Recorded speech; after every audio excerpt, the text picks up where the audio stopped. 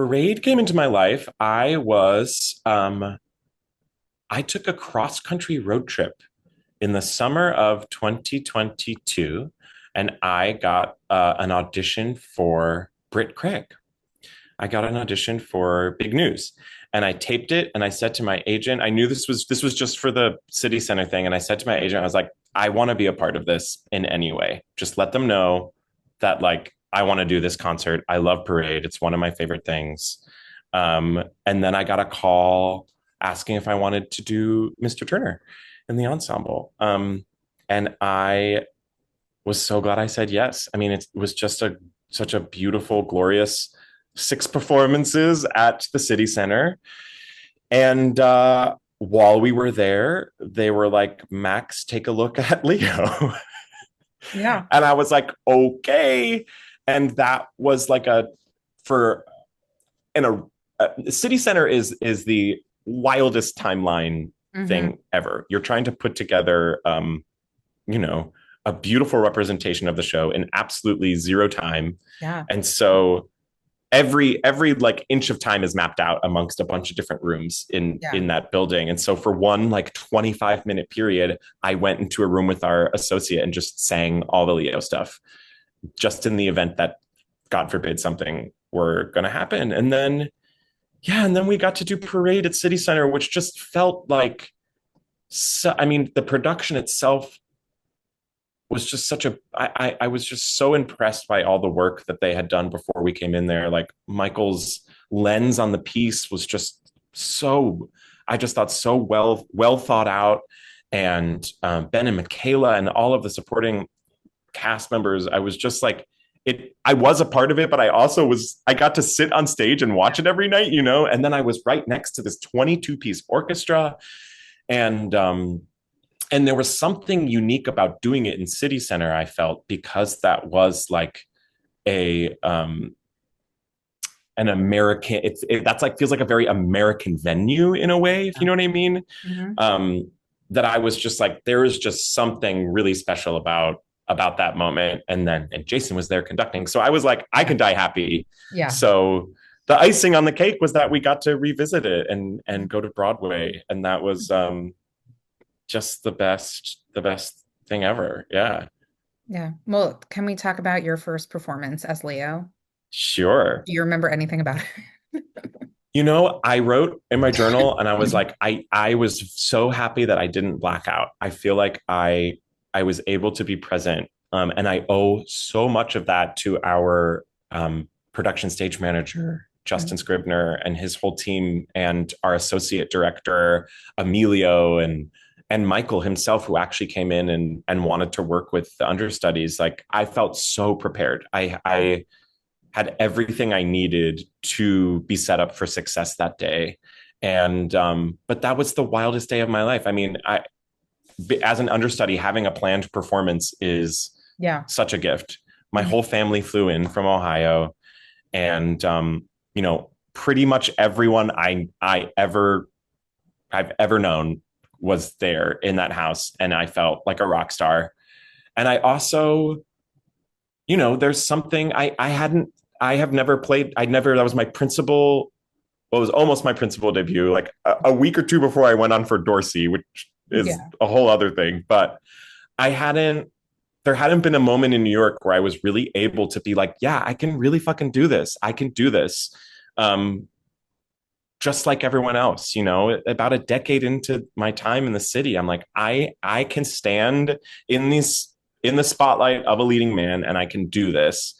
And there's something about doing This Is Not Over Yet that just like, to me, that was just, Leo was going through his thing, but like there was so much of Max that was coming out in that moment when I got to sing that song in Yeah. front of like everyone I've ever loved. And yeah, it was just like an empowering, wonderful moment. And I was just like, you know, after that, I was like, I can die happy. I'm good, you know. Yeah. So yeah. And then they were like, "Hey, so we're going on tour." Yep. And was that like a straight ask? Did you have to re-audition? Like, what was that phone call? That was That was well, there was contractually they had to offer us all the role that we played on Broadway. So I got a call asking if I wanted to do Mr. Turner on the road, and that made me really sad. And I was like, you know what? I was like, I do actually need the work, but I'm going to say no, and I'm going to say I'm very interested in playing Leo. And the next day I got a call that was like, hey, do you want to play Leo? So no, I did not have to audition, but luckily the whole team came to see me when I went on, except for Jason Robert Brown. So I don't know if maybe he was the only person that needed to be convinced, but Michael came. Tom Murray, our music supervisor, was conducting. Our choreographers came, so they had all seen it. It had been out there. So yeah, I found out a year before the job started that I was going to do Leo on the road, which was amazing. Yeah, Yeah. yeah. So what was it like touring the country with Parade? Oh my gosh, it was. I mean, it was so special and also very challenging. And yeah, I mean, we are. It's so interesting. Like we live in New York. We are so lucky to have such a wide variety of experiences here, especially theatrical experiences where we can go see something that that's as moving and thought provoking as Parade, but we can also go have a good time and see something like Titanic. Yeah. And I think with the touring houses, there just aren't a lot of parades coming through Yeah. um, the cities. So it was an interesting experience to be a part of a season subscription for Yeah. these, these big cities where we're kind of sandwiched between Anne Juliet and Wicked. And and I'm so glad we were there. And I think we really made people think. But man, was it sometimes hard to read those audiences? It was like, because there's a lot of information being thrown at folks all at once. It's like not only are they digesting a score that's complex and textured and orchestral, they're also digesting a story that's really hard for a lot of us to face. It's a tough part of our history. And then on top of that was the layer of the lens of our show, which was all of our projections that were showing real pictures of the time and helping people kind of solve this mystery in an almost like true crime documentary Yeah. style setting. And so, a lot of the feedback we got was like, it took me a second to kind of digest everything. And, I had to go home and think about everything that I saw because it was a lot. It was a lot to process, I think, for some audiences. But like for every show that felt like people weren't responding well, like silence or like not being able to hear people breathe was never actually a representation of whether or not it was affecting them or not. Like it was just, it's like such a nuanced show that it's like, I don't know if they like it because we don't really have like a whole lot of laughs. Mhm. But afterwards, you know, at the stage door, just hearing from folks that identified with the communities represented in the show or with, theater fans that were obsessed with the Broadway cast recording that were like, I've never heard this live before, or young theater goers who, were just obsessed with this, or kids who told us they wanted to be a director and they were inspired by Michael, or people that were inspired by the design. I mean, it was so worth it for a show like Parade to go on the road because I'm sure, and I said this to a couple of our castmates, I was like, in a decade, I'm going to be working with someone who's like, I saw the tour of Parade in Des Moines, Iowa, and Yeah. it's the reason why I went to school for directing. Hmm. And so if that's the case, then we did our job. You reminded me when you said you were in intermission jail. Whilst on stage, what's going on in your head? Yeah, yeah. So uh anything. The craziest thing about that the intermission jail was that